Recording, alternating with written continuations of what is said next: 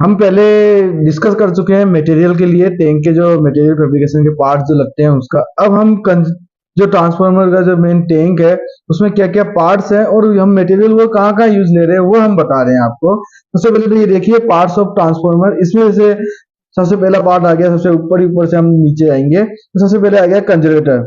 कंजरेटर उसमें जैसे बीडर लगता है, हमारा ऑयल गेज लगता है, एक निप्पल लगती है अपनी जो हमने पहले डिस्कस की थी 40x40 की। उसके बाद ये लाइन डलती है जो उसमें पाइप लगते हैं उसमें ग्लूकोज रिले। उसके बाद आपके टॉप पे आता हूँ तो टॉप पे आपकी बुशिंग लगती है। ये जो एयर रिलीज डालता टाइप वगैरह वो सब थर्मोमीटर, ये सब बुशिंग वगैरह ये सब लगते हैं। इसके बाद हम लेते हैं रेडिएटर।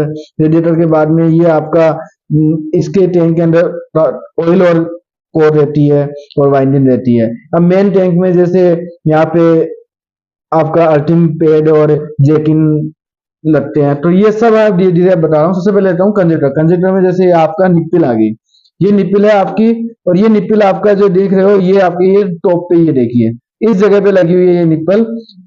अब तो सेकंड नंबर पे आता हूँ मैं ब्रीदर पाइप। तो ये आपका ब्रीदर लगा हुआ, ये ब्रीदर आपका ये देखिए यही शेप है हमारी, और ये शेप आपकी ये ब्रीदर पाइप ये देखिए यू शेप में ही है, ये यहाँ पे ब्रीदर लगा हुआ है। तो ये आप समझिए। इसके बाद लेता हूँ ऑयल गेज। ऑयल गेज आपने देखा ये साइड में लग रहा है कंजरेटर के, तो ये आपका ऑयल गेज है, ये कंजरेटर के साइड में लगता है जिससे ऑयल का हम कंजरेटर में कितना ऑयल है वो हमको पता चल जाता है। ठीक है। उसके बाद लेता हूं मैं, अब आता हूं टैंक के टॉप में। टॉप में सबसे पहले मैं ले रहा हूँ बुशिंग के लिए। जैसे यहाँ बुशिंग लगी हुई है, बुशिंग किस पे टिकी हुई है इसके लिए सबसे पहले ये बुशिंग पाइप है जो हमने टैंक के टॉप पे लगाया है, और इसके ऊपर हमने जैसे ये फ्लेंज लगाई है 120 बाई 120 की। अब इसके आप देखिए ध्यान से कि इसके ऊपर बोल्ट लगा के हम इसके अंदर बुशिंग को हम कस लेते हैं, मतलब अच्छे से। तो इस पकड़ करने के लिए हम ये लगाते हैं। तो ये आपका एचवी बुशिंग में आप ये देख भी रहे हो, यहाँ पे बोल्ट भी दिख रहे हैं। इसके बाद लेता हूं मैं एयर रिलीज एंड डाल्टर ड्राइव।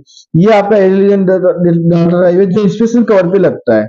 इसके बाद देख रहा हूं मैं आपका ये ऑयल ऑयल गेज के लिए है, जो यहाँ पे लगता है ऑयल गेज के लिए, जिससे हमें ये घड़ी वगैरह लगती है।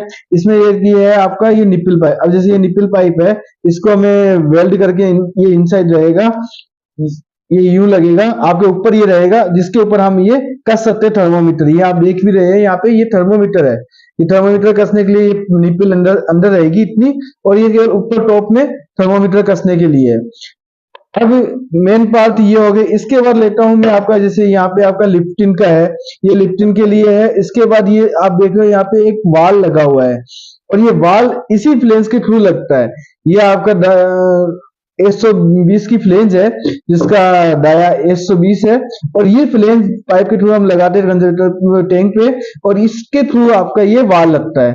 तो ये आपकी फ्लेंज वाल के लिए आ गई। इसके बाद मैं लेता हूं आपके लिए रेडिएटर।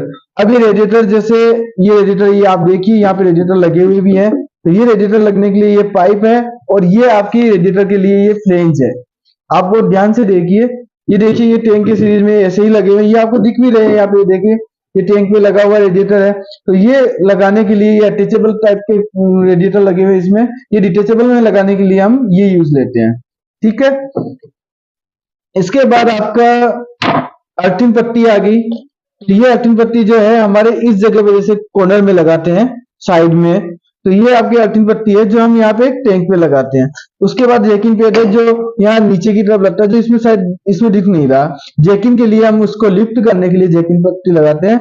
इसके बाद में आपको मेनली और भी पार्ट्स दिखा रहे हैं, जैसे हमने सीट और उसकी बात की थी, एंगल की, प्लेन्स की। तो सबसे पहले ये सीट है, जैसे इसमें चारों तरफ सीट है, साइड की, टॉप की। तो ये सीट हमने वहां उस पहले हमने डिस्कस किया था, अलग अलग 4 mm, 5 mm, 3 mm। तो वो सीट की थिकनेस हो गई। कंजरेटर की सीट अलग हुई है ये। उसके बाद हमने एंगल का डिस्कशन किया था जो स्टिफनर के रूप में यूज लेते हैं। ये जैसे ये आपके एंगल है, ये एंगल हम यूज ले रहे हैं स्टिफनर के रूप में। इधर वर्टिकल एंगल भी यूज लेते हैं, तो वर्टिकल स्टिफनर के लिए फ्लेट्स आते हैं। तो वर्टिकल जो स्टिफनर के लिए हम फ्लेट्स यूज लेते हैं, और हॉरिजॉन्टल के लिए एंगल यूज लेते हैं या चैनल यूज लेते हैं। इसके बाद जैसे ये आपका ये रोलर लगा हुआ है, तो यहाँ पे नीचे चैनल लगेगी इसके बेस के लिए, तो हमने चैनल का भी डिस्कशन किया था। इसके साथ में आपका एंगल हो गया, आपका प्लेट हो गए, ये एक्सप्लोजर वेंट पाइप हो गया। ये पाइप के लिए भी हमने अलग अलग साइज के पाइप मंगाते हैं। ये एक्सप्लोजर वेंट पाइप है। ये हमारे जैसे करते हैं हम एक्सप्लोजर वेंट पाइप को कि आपके जैसे ज्यादा प्रेशर हो, ऑयल का ज्यादा टेम्परेचर हाई हो जाए तो यहाँ से आपका ऑयल निकल जाए ताकि आपका ट्रांसफार्मर बर्न ना हो, वो डैमेज ना हो।